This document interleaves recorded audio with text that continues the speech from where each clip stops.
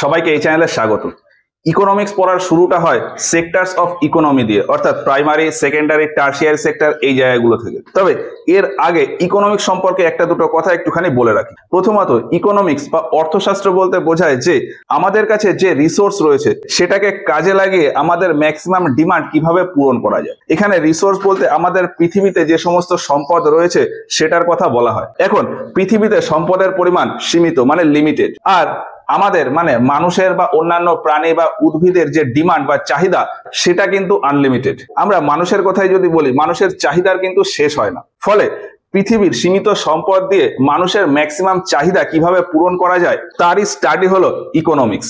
এখন পৃথিবীর সমস্ত সম্পদকে আমরা টাকা বা অর্থে কনভার্ট করতে পারি। ফলে অর্থের মাধ্যমে মানুষের চাহিদা বা ম্যাক্সিমাম ডিমান্ড কিভাবে পূরণ করা যাবে সেটা নিয়ে স্টাডি হলো অর্থশাস্ত্র বা ইকোনমিক্স।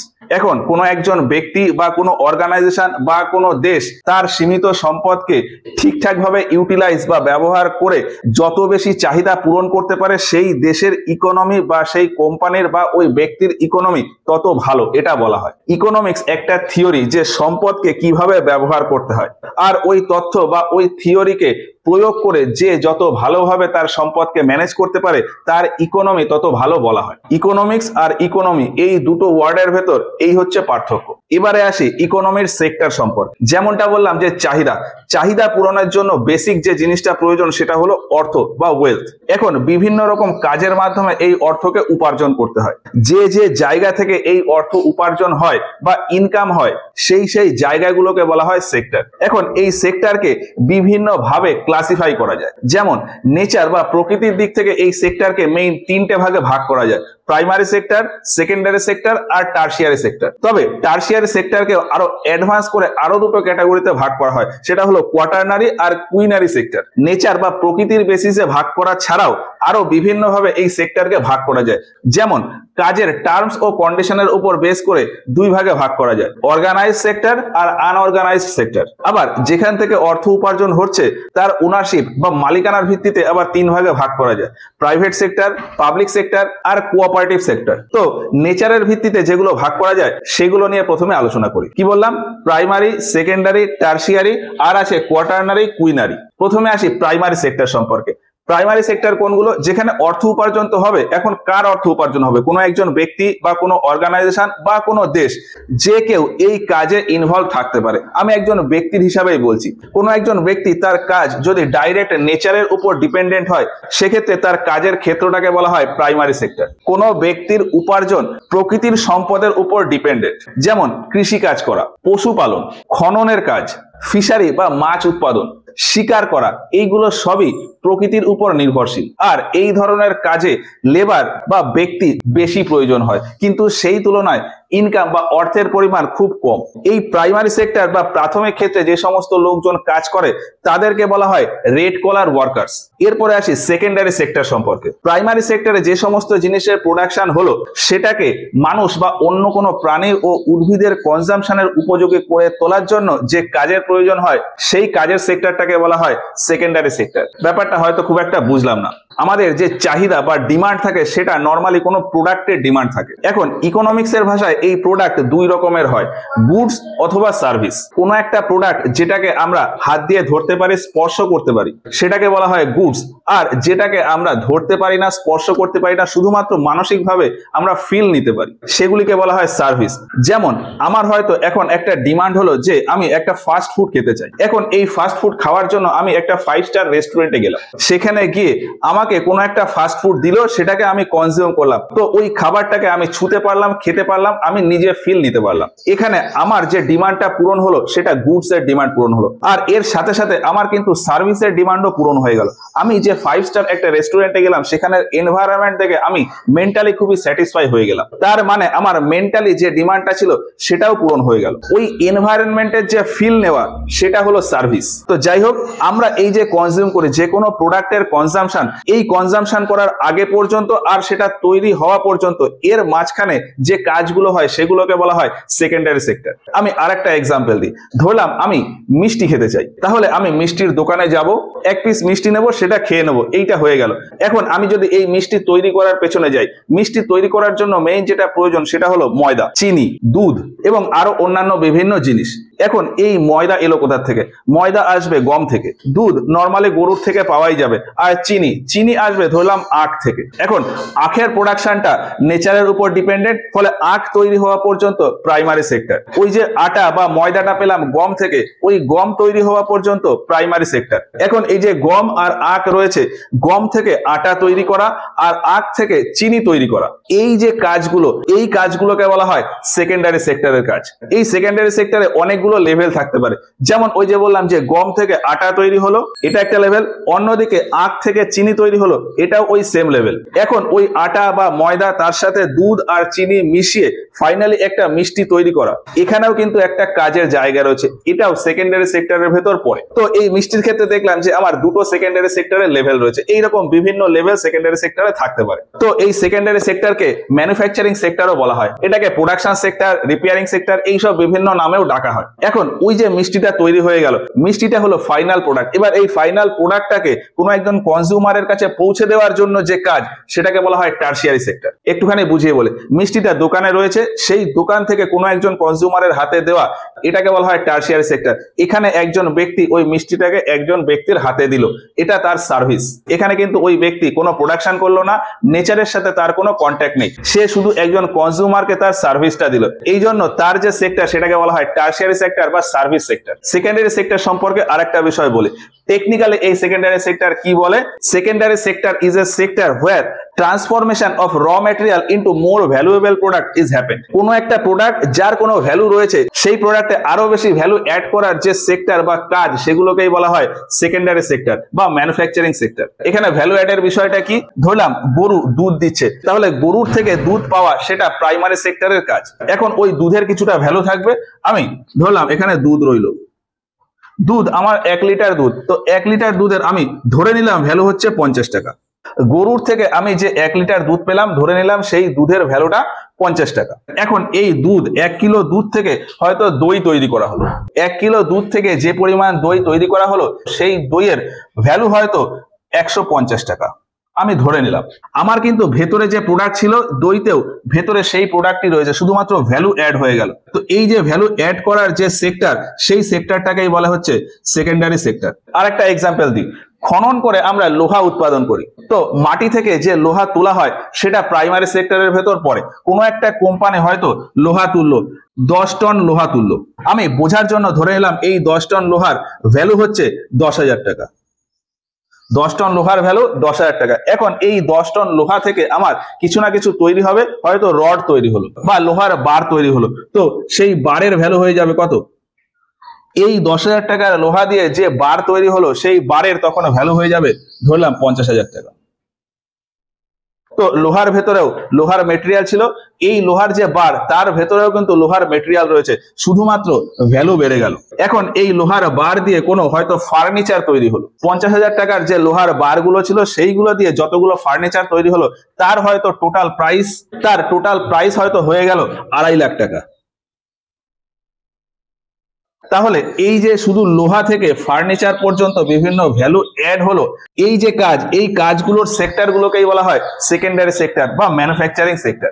এই যে আমাদের আশেপাশে বিভিন্ন কনস্ট্রাকশন হয়, বিল্ডিং, রোড, ব্রিজ, এই সমস্ত বিভিন্ন জিনিসের কনস্ট্রাকশন, এই সবগুলোই আমাদের সেকেন্ডারি সেক্টরের ভেতর পড়ে। এই সেকেন্ডারি সেক্টরে যারা ইনভলভ থাকে, তাদেরকে বলা হয় ব্লু কলার ওয়ার্কার্স। এরপরে আসে টারশিয়ারি সেক্টর। টারশিয়ারি সেক্টর কি? কোনো একটা প্রোডাক্ট তৈরি হয়ে গেল, মানে কোনো একটা বিল্ডিং হয়তো তৈরি হয়ে গেল, কোনো একটা খাবার বা এই ফার্নিচার তৈরি হয়ে গেল, রেডি প্রোডাক্ট। এখন এই ফাইনাল প্রোডাক্টটাকে কোনো একজন কনজিউমারের কাছে দিতে হবে। ফাইনাল প্রোডাক্টকে কনজিউমারের কাছে পৌঁছে দেওয়া পর্যন্ত যে কাজ, সেই কাজটাকে বলা হয় টারশিয়ারি সেক্টর বা টারশিয়ারি সেক্টরের কাজ। আমি একটু বোঝানোর জন্য বলি।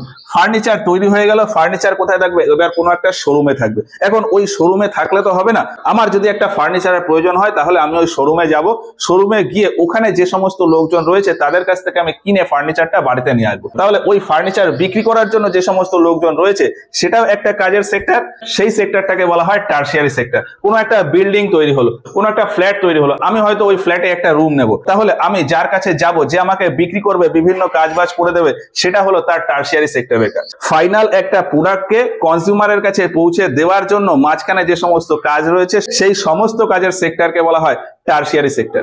এবার কিছু এক্সাম্পল দিলে এখানে খুব ভালো বোঝা যাবে। যেমন ট্রান্সপোর্টেশন, মানে যারা গাড়ি চালায়, গাড়ি চালিয়ে এক জায়গা থেকে অন্য জায়গায় জিনিসপত্র নিয়ে যায়, সেটা টারশিয়ারি সেক্টরের কাজ। যারা সেলিং এর সাথে যুক্ত, মানে বিভিন্ন জিনিস সেল করার সাথে যুক্ত, তারা টারশিয়ারি সেক্টরের কাজে যুক্ত। পুলিশ, ডক্টর, টিচার, মানে যারা পড়ায়, যারা চিকিৎসা করে, যারা পুলিশ মানে মানুষের হেল্প করার জন্য রয়েছে, এরা সবাই সার্ভিস দেয়। আরো এক্সাম্পল আছে, যেমন ব্যাংকিং এর কাজ, বিজনেসের কাজ, এই যে বিভিন্ন সায়েন্টিস্টরা হয় তাদের কাজের সেক্টর, পলিটিশিয়ানদের কাজের সেক্টর, বিভিন্ন যে সেলিব্রিটিরা হয় তারা যে কাজ করে, এই সবার কাজের সেক্টরকে বলা হয় টারশিয়ারি সেক্টর। আর এই টারশিয়ারি সেক্টরে যারা ইনভলভ রয়েছে তাদেরকে বলা হয় হোয়াইট কলার ওয়ার্কার্স। এখন প্রাইমারি আর সেকেন্ডারি সেক্টরের থেকে যেহেতু টারশিয়ারি সেক্টরের লেভেলটা একটু উঁচু, এই জন্য এই টারশিয়ারি সেক্টরে যারা ইনভলভ রয়েছে তাদেরকে হোয়াইট কলার ওয়ার্কার না বলে কখনো কখনো বলা হয় যে people with white collar job. এই টারশিয়ারি সেক্টরের ক্ষেত্রে যে লেবার বা পরিশ্রম সেই পরিমাণটা কম হয়, কিন্তু তুলনামূলক এখানে ইনকাম অনেক বেশি। এইরকম বিভিন্ন কনসেপ্ট থেকে প্রিভিয়াস ইয়ারে বিভিন্ন প্রশ্নও এসেছিল, সেগুলো আমরা লাস্টে গিয়ে আলোচনা করব। তো এই যে টারশিয়ারি সেক্টর বললাম, তো টারশিয়ারি সেক্টরে বিভিন্ন ভ্যারাইটির কাজ থাকে। বর্তমান সময়ে এই বিভিন্ন কাজের ভেতর আবার বিভিন্ন লেভেল করে দেওয়া হয়েছে। একদম নিচের যে লেভেল সেটাকে টারশিয়ারি সেক্টর বা সার্ভিস সেক্টরও বলা হয়। যখন এর থেকে একটুখানি উপরের লেভেলে উঠে যায় তখন সেটাকে বলা হয় কোয়াটারনারি সেক্টর। টারশিয়ারি সেক্টরের একটা পার্ট হলো কোয়াটারনারি সেক্টর, যেখানে নলেজ বেসড কাজ হয়। আমার ভেতরে যে জ্ঞান রয়েছে সেই জ্ঞানটাকে আমি প্রয়োগ করে যদি সার্ভিস দিই, সেক্ষেত্রে আমার ওই কাজের সেক্টরটাকে বলা হয় কোয়াটারনারি সেক্টর। আমি একটা এক্সাম্পল দিয়ে বোঝানোর চেষ্টা করি। আমাদের আশেপাশে বিভিন্ন শপিং মল দেখেছি, ওই শপিং মলে যারা কাজ করে তাদের ভেতরেও একটা লেভেল রয়েছে। যেমন কিছু লোক রয়েছে যারা ডাইরেক্ট কনজিউমারের সাথে কন্ট্যাক্ট করে, মানে কিছু লোক আছে যারা পাবলিকের সাথে কথাবার্তা বলে, মানুষকে বিভিন্ন প্রোডাক্ট দেখায়, তাদেরকে বিভিন্ন প্রোডাক্ট নিতে সাহায্য করে। বিলিং কাউন্টারে যারা থাকে তাদের যে কাজটা সেটাকে বলা হয় টারশিয়ারি সেক্টরের কাজ। এখন এই শপিং মলে এইরকম হয়তো 50 জন কর্মচারী রয়েছে, ওই 50 জনের কাজকে বলা হয় টারশিয়ারি সেক্টরের কাজ। এখন ওই 50 জনকে ম্যানেজ করা, তারা কিভাবে কি কাজ করবে সেটা দেখার জন্য উপরে কিছু ব্যক্তি থাকে। ওই যে 50 জন ব্যক্তি, তাদের নলেজের লেভেলের থেকে উপরে ওই যে 4-5 জন ব্যক্তি বসে রয়েছে, তাদের নলেজ বেশি খাটাতে হয়। এখন এই নলেজ কতটা খাটাতে হবে তার রেসপেক্টে হচ্ছে এই কোয়াটারনারি সেক্টর। ওই যে 50 জন লোককে ম্যানেজ করা, ওই ম্যানেজ করার যে কাজ সেটাকে রাখা হয় কোয়াটারনারি সেক্টরে। বা ওই শপিং মলটা কিভাবে রান করবে, কোথায় কি প্রোডাক্ট থাকবে, কোন প্রোডাক্টের জায়গায় কোন প্রোডাক্ট রাখলে ভালো হয়, এই যে সমস্ত রিসার্চের কাজ, এই সমস্ত কাজের জন্য যারা ইনভলভ থাকে তাদের কাজের ক্ষেত্রটাকে বলা হয় কোয়াটারনারি সেক্টর। আর একটা এক্সাম্পল দিই, যে কোনো একটা ইনস্টিটিউশনে বিভিন্ন রকমের স্টাফ থাকে। কোনো একটা ইনস্টিটিউট বা এডুকেশনাল ইনস্টিটিউট, সেখানের মেইন যে প্রোডাক্ট সেটা হলো সার্ভিস। মানে একজন স্টুডেন্ট আসবে, সে তার ভেতরে জ্ঞান নিয়ে বাড়ি যাবে। এখন এই যে স্টুডেন্ট, সে কোনো স্কুল বা কলেজে গেল, সেখান থেকে শিক্ষা নিয়ে ফিরে এলো, এই যে শিক্ষাটা নিল সেটা কিন্তু তার মেন্টাল স্যাটিসফ্যাকশন হলো। মানে সে কিন্তু ওই কলেজ থেকে গুডস এর কনজাম্পশন করলো না, সে কিন্তু সার্ভিসের কনজাম্পশন করলো। এখন এই সার্ভিস নেওয়ার জন্য ইনস্টিটিউশনে বিভিন্ন রকমের কাজ থাকে। যেমন গেটে কিছু লোক থাকে, অফিসের কিছু লোক থাকে, যারা পড়ায় তারা কিছু কাজ করে। এইরকম বিভিন্ন কাজের বিভিন্ন লেভেল হয়। যেমন যারা হয়তো গেটে দাঁড়িয়ে রয়েছে, বা কোনো স্টুডেন্ট হয়তো ক্লাসরুমে যাবে, তার জন্য আগে থেকে এন্ট্রি করাতে হলো। এই সমস্ত কাজে যারা ইনভলভ থাকে তাদেরকে টারশিয়ারি সেক্টরের ওয়ার্কার বা প্রফেশনালস বলা হয়। কিন্তু ওই স্টুডেন্টটা যার কাছ থেকে শিক্ষা নিচ্ছে, মানে টিচার, ওই টিচার যখন শিক্ষা দিচ্ছে তখন ওই টিচারের কাজটাকে বলা হয় কোয়াটারনারি সেক্টর। এখন এই সমস্ত কাজের উপরেও একটা কাজ থাকে। যেমন বোর্ডে যারা বসে রয়েছে তারা বিভিন্ন সিলেবাস সেট করে, তাদের বিভিন্ন ডিসিশন হয় যে পরীক্ষা কখন নেওয়া হবে, কিভাবে পরীক্ষা নিতে হবে। এই যে ডিসিশন মেকিং এর যে সমস্ত কাজ, এটাও কিন্তু সার্ভিস সেক্টরের ভেতরেই পড়ে। এখন এইগুলো যেহেতু ডিসিশন মেকিং এর কাজ, এই জন্য ডিসিশন মেকিং এর জন্য আলাদা একটা সেক্টর বানিয়ে দেওয়া হয়েছে, সেটাকেই বলা হয় কুইনারি সেক্টর। টারশিয়ারি সেক্টরের ভেতর যে কাজে ডিসিশন মেকিং বা পলিসি মেকিং এর কাজ হয়, সেই সমস্ত কাজের সেক্টরকে বলা হয় কুইনারি সেক্টর। এবার আমি কিছু এক্সাম্পল দিই, তাহলে এই কোয়াটারনারি আর কুইনারি সেক্টর সম্পর্কে পুরো ব্যাপারটা ক্লিয়ার হয়ে যাবে। কোয়াটারনারি সেক্টরের ভেতরে যে সমস্ত কাজগুলো পড়ে সেগুলো হলো রিসার্চ অ্যান্ড ডেভেলপমেন্টের যে সমস্ত কাজ হয়, সফটওয়্যার ডেভেলপমেন্টের যে কাজ হয়, এডুকেশন বা বিভিন্ন শিক্ষা কেন্দ্রে শিক্ষা দেওয়ার যে কাজ হয় সেটা, ডাক্তার যে ডাক্তারি করে সেটাকে এই কোয়াটারনারি সেক্টরের ভেতর ফেলা হয়। যারা ডাক্তারি বা শিক্ষা ছাড়া অন্যান্য বিভিন্ন বিষয়ে পরামর্শ দেয়, মানে কনসালট্যান্টস, বিভিন্ন বিষয়ে যারা পরামর্শ দেয়, বিশেষ করে লয়ার বা অন্যান্য বিভিন্ন প্রফেশনালস, তারা এই কোয়াটারনারি সেক্টরের ভেতর পড়ে। আর কুইনারি সেক্টরের ভেতর কোন কোন কাজ পড়ে? গভর্নমেন্ট বিভিন্ন হায়ার অফিসিয়ালস যারা বিভিন্ন ডিসিশন নেয়, যেমন বিভিন্ন মন্ত্রীরা, তাদের ডিসিশনের উপর পুরো সমাজের বিভিন্ন কাজ হয়। তো যারাই যেখানে ডিসিশন নিক না কেন, শুধুমাত্র হায়ার অফিসিয়ালস বলে বলবো না, যে কোনো ছোট সেক্টরের ক্ষেত্রে যারা ডিসিশন নেয়, সেই ডিসিশন নেওয়ার কাজটাকে বলা হয় কুইনারি সেক্টর। যেমন আমার ধরলাম একটা ছোট্ট মুদিখানা দোকান আছে, তাহলে ওই মুদিখানা দোকানে আমি কত টাকা ইনভেস্ট করব সেটা আমার ডিসিশনের উপর ডিপেন্ড করবে। তো আমি যখন ওই ইনভেস্টমেন্টের জায়গা থেকে দেখছি, তখন আমার ওই কাজটা হয়ে যাবে কুইনারি সেক্টর। আবার আমি যদি ওই দোকানে গিয়েই বসি, কোনো একজন কনজিউমারকে আমি যদি প্রোডাক্ট দিই, সেক্ষেত্রে আমার কাজটা হয়ে যাবে টারশিয়ারি সেক্টর। আবার আমি ওই দোকানে কোথায় কোন মাল জিনিস রাখতে হবে সেটা গোছানোর কাজ করি। আমি যদি মনে করি যে কোথায় কোন জিনিসটা রাখলে ভালো হবে, সেই অ্যারেঞ্জমেন্টের যে কাজ, সেই ক্ষেত্রে আমি বলবো যে আমি কোয়াটারনারি সেক্টরে কাজ করি। আমি কাজ কখন কোথায় করছি সেই হিসাবে আমার quaternary, tertiary, primary, secondary, quinary, এইরকম বিভিন্ন সেক্টরের কাজ হয়। কুইনারি সেক্টরে টেকনিক্যালি দুটো টার্ম আছে, সেটা হলো it is a sector where we do generation, recognition and interpretation of new and existing ideas. Quaternary যে সেক্টর, এই সেক্টরে যে সমস্ত লোকজন কাজ করে তাদেরকে ওই হোয়াইট কলার ওয়ার্কার বা people with white collar job বলা হয়। আর কুইনারি সেক্টর অর্থাৎ সবার উপরে যারা থাকে তাদেরকে একটা স্পেশাল নাম দেওয়া হয়, সেটা হলো যে গোল্ড কলার ওয়ার্কার্স। ওয়ার্কার না বলে এখানে বলা হয় যে people with gold collar profession. তো নেচারের ভিত্তিতে সেক্টর মেইনলি এই 5 রকমের, মেইন 3 রকমেরই হয়। টারশিয়ারি সেক্টরকে আরো দুটো ভাবে ক্লাসিফাই করা হয়, primary, secondary, tertiary, quaternary, quinary. এবার এই জায়গা থেকে প্রিভিয়াস ইয়ারের কিছু কোশ্চেন আছে, সেটা ডিসকাস করি। 2023 সালে WBCS প্রিলিমিনারিতে একটা প্রশ্ন এসেছিল যে in service sector the most modern and developed economic activity is. Tertiary সেক্টরের ভেতর সব থেকে মডার্ন এবং সব থেকে ডেভেলপড অ্যাক্টিভিটি সেটা কি? তো যেমনটা বললাম যে টারশিয়ারি সেক্টরে কি হয়, নর্মালি বিভিন্ন সার্ভিস হয়। এবার এই সার্ভিসের বিভিন্ন রকম কাজ আছে, কাজের ভেতর সব থেকে টপের যে কাজ, সব থেকে টপে হচ্ছে সব থেকে মডার্ন কাজ হবে। তো মডার্ন ও ডেভেলপড কাজ হলো কুইনারি। তো সব থেকে মডার্ন কাজ হবে কুইনারি সেক্টর। আর ওই কুইনারি সেক্টরের যে সমস্ত কাজ সেগুলোকেই বলা হয় কুইনারি অ্যাক্টিভিটি। তো সব থেকে মডার্ন আর ডেভেলপড অ্যাক্টিভিটি হলো কুইনারি অ্যাক্টিভিটি। 2015 সালে WBCS প্রিলিমিনারিতে প্রশ্ন এসেছিল যে an economy may be analytically classified। কোন একটা ইকোনমিকে অ্যানালিটিক্যালি যে যে ভাগে ক্লাসিফাই করা যায় সেটা কি? সেটা হলো এই ভাগগুলো, প্রাইমারি, সেকেন্ডারি, টারশিয়ারি। অ্যানালিটিক্যালি ভাগ করা আর নেচারের ভিত্তিতে ভাগ করা এই দুটো সেম। তো অ্যানালিটিক্যালি যেগুলো হবে সেগুলো হলো প্রাইমারি, সেকেন্ডারি, টারশিয়ারি। আর টারশিয়ারিকে আরো যদি ভাগ করি তাহলে কোয়াটারনারি আর কুইনারি চলে আসবে। 2014 সালের প্রিলিমিনারিতে প্রশ্ন এসেছিল যে টারশিয়ারি সেক্টর অ্যাক্টিভিটিস ইনক্লুড, মানে টারশিয়ারি সেক্টরে কোন কাজগুলো হয়। এখানে কিছু কাজ বলেছে, আমি কাজগুলো বলি। কাজগুলো বলেছে cottage industry, mining activity, construction activity আর ইনফ্রাস্ট্রাকচার সার্ভিস। তো এই যে 4টে অপশন আছে, এই 4টের ভেতর ইনফ্রাস্ট্রাকচারের যে ব্যাপারটা সেইটা হলো টারশিয়ারি সেক্টরের কাজ। এর ভেতর বাকি যে অপশনগুলো বলেছে, অর্থাৎ কটেজ ইন্ডাস্ট্রি ম্যানুফ্যাকচারিং সেক্টর বা secondary sector. Mining activity primary সেক্টরের ভেতর পড়ে। কনস্ট্রাকশন অ্যাক্টিভিটি এটা সেকেন্ডারি সেক্টরের ভেতর পড়ে।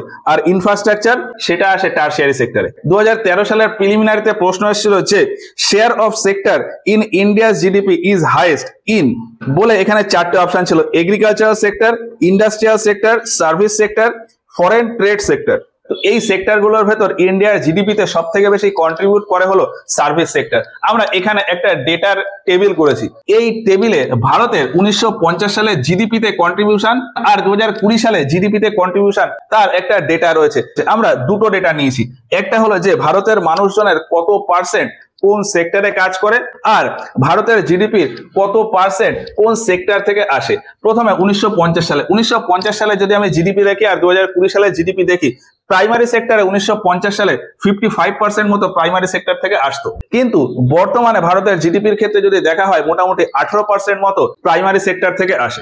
সেকেন্ডারি সেক্টর বা ম্যানুফ্যাকচারিং সেক্টর 1950 সালের সময় ওই সময় ছিল প্রায় 15%, কিন্তু বর্তমানে সেটা একটু বেড়ে হয়েছে 28%। বর্তমান বলতে এখানে 2020 সালের কথা বলা হচ্ছে, মোটামুটি 2019, 20, 21 এই সময়টার কথা। আর টারশিয়ারি সেক্টর 1950 সাল মানে স্বাধীনতার সময় খুবই কম ছিল, কিন্তু বর্তমানে এই টারশিয়ারি সেক্টর ভারতের জিডিপিতে অনেক বড় একটা অ্যামাউন্ট কন্ট্রিবিউট করে। যেমন 1950 সালে এটা ছিল প্রায় 30%, কিন্তু বর্তমানে এটা হয়ে গেছে প্রায় 54%। তো ওই জন্যই বলা যায় যে বর্তমানে ইন্ডিয়ার জিডিপির বেশিরভাগটাই শেয়ার করে সার্ভিস সেক্টর বা টারশিয়ারি সেক্টর। কোশ্চেনে যেরকমটা বললো যে ইন্ডিয়ার জিডিপির বেশিরভাগটা শেয়ার করে কোন সেক্টর, তো সার্ভিস সেক্টর। এবার ভারতের লোকজন কোন কাজে ইনভলভ রয়েছে সেইটা যদি আমি একটু দেখি, 1950 সাল মানে স্বাধীনতার সময় বা তার পরের কন্ডিশন যদি দেখি, ওই সময়টাতে গিয়ে প্রাইমারি সেক্টর বা কৃষিকাজ, মাইনিং এই সমস্ত কাজে লোকে ইনভলভ ছিল পুরো ভারতের প্রায় 70%-এরও বেশি। 70%-এর বেশি লোক প্রাইমারি সেক্টরে ইনভলভ ছিল, যেটা প্রাইমারি সেক্টরে বর্তমানে লোক ইনভলভ হচ্ছে 42% মতো। লোকজন প্রাইমারি সেক্টরের থেকে উঠে টারশিয়ারি সেক্টরের দিকে কাজে বেশি ইনভলভ দেখাচ্ছে, সেটা আমরা এই ডেটা দেখলে বুঝতে পারবো। সেকেন্ডারি সেক্টরে লোকজন আগে কাজ করতো মোটামুটি 10%। স্বাধীনতার সময় লোকজন তেমন খুব একটা সেকেন্ডারি সেক্টর বা ম্যানুফ্যাকচারিং সেক্টরে কাজ করতো না, কারণ ভারতে তখন তেমন খুব একটা ম্যানুফ্যাকচারিংও হতো না। কিন্তু দিন যেতে যেতে এই ম্যানুফ্যাকচারিং ইন্ডাস্ট্রি আস্তে আস্তে অনেক বেশি বৃদ্ধি পায় এবং তার ফলে মানুষের ইনভলভমেন্টও এই ম্যানুফ্যাকচারিং সেক্টর বা সেকেন্ডারি সেক্টরে বেড়ে যায়। তার ফলে 2020 সালের দিকে এই সেকেন্ডারি সেক্টরে ইনভলভমেন্ট চলে আসে 26%, 10% থেকে 26%। আর যদি আমি টারশিয়ারি সেক্টর বা সার্ভিস সেক্টরের ক্ষেত্রে বলি, এখানে বিশাল পরিবর্তন হয়েছে। আগে ছিল 18%, বর্তমানে এখন প্রায় 32%। যে কোনো দেশ ডেভেলপ হওয়ার জন্য তার টারশিয়ারি সেক্টর স্ট্রং করা খুব প্রয়োজন। যেমন আমরা খুব শক্তিশালী বা খুব ডেভেলপড একটা দেশের নাম যদি বলি, আমেরিকার জিডিপিতে তার টারশিয়ারি সেক্টরের কন্ট্রিবিউশন প্রায় 75%-এরও বেশি। এই যে এইখানে আমরা একটা টেবিল করেছি, আমেরিকাতে লাস্ট 2023 সালের রেকর্ড অনুযায়ী আমেরিকার জিডিপিতে টারশিয়ারি সেক্টরের কন্ট্রিবিউশন হলো 76%, যেখানে তার প্রাইমারি সেক্টর অর্থাৎ কৃষিকাজ বা খনন দিয়ে হচ্ছে 1%-এরও কম, 0.8% প্রাইমারি সেক্টর। আর সেকেন্ডারি সেক্টরে কত, 23%। এখন আমেরিকার ক্ষেত্রে এটা পসিবল, কারণ আমেরিকা দেশের যে আয়তন, সেই আয়তনের হিসাবে তার জনসংখ্যা অনেক কম। ভারতের আয়তনের ক্ষেত্রে তার জনসংখ্যার পরিমাণ অনেকটাই বেশি।